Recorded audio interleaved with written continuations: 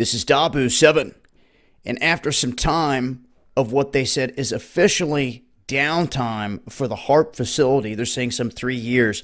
We've talked about this exchanging hands time and time again, the talk of this facility being shut down and then proof being shown that it was still operational, and then them all across the board saying, look, it's done, we're doing away with this. Then we come to find out it's not. It changes hands once again. And they always want to come out when they fire this thing up and make a statement that they're trying to test for this or that in the atmosphere. This time they're saying the effects of satellites when they're not even going to be out in space. They're hitting the upper ionosphere here on the planet below where satellites are. Now, what they're planning to do, for those that don't know, this 30-acre field has 180 silver poles that spout up from the ground that reach 22 meters into the air. Now, they're saying during 4 nights this week, this whole system is going to spring to life after 3 years of dormancy. Now, I'm here to tell you, we need to be watching the weather feeds, the satellite feeds, and everything else for waveforms, for signatures of this happening, and I'm going to be watching this closely. If we catch anything out there, I will make sure to share it with you guys. But this HAARP facility has been known in the past for the talk of its connection with weather control, earthquakes, the whole nine.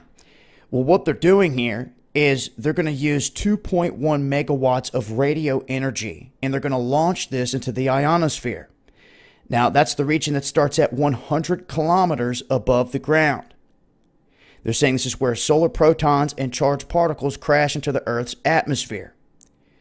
They're saying that the radio signals will excite electrons and turn them into a wave of relatively hot ionized gas or plasma in this slice of sky up in the atmosphere. And they're saying the hope is to better understand how the activity hampers satellites.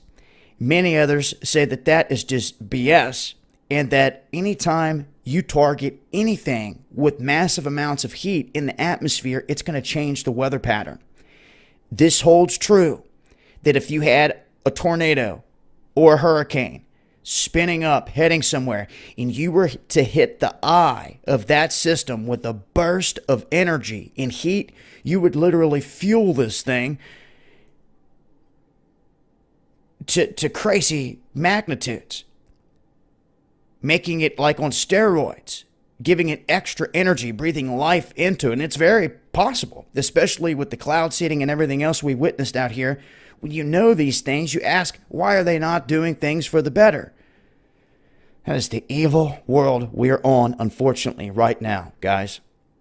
But all I can say is this.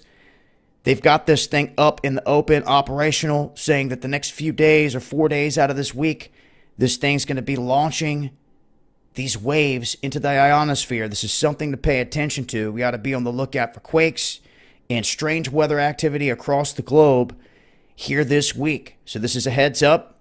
In regards to this, I will continue to update. I'll leave a link in the description box.